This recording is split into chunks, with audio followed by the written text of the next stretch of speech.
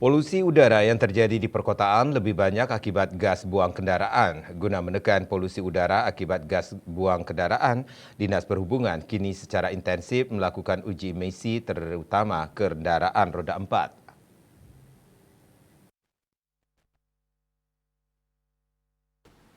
Uji emisi menyasar kendaraan umum di Terminal Ubung Selasa 19 Desember.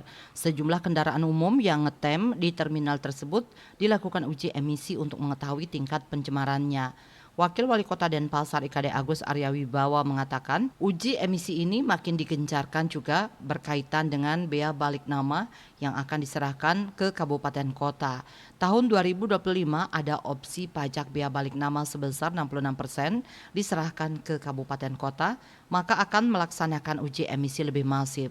Arya Wibawa menambahkan ada indikator tertentu untuk menyatakan kendaraan tersebut layak jalan. Jika melebihi ketentuan, maka mobil tersebut harus diberikan treatment tertentu.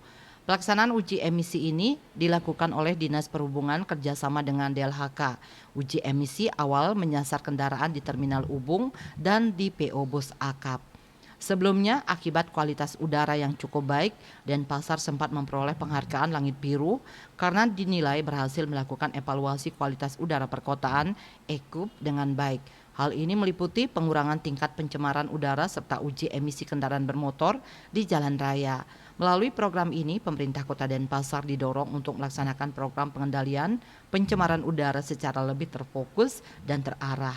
Asmara Putra, Bali Pos melapor.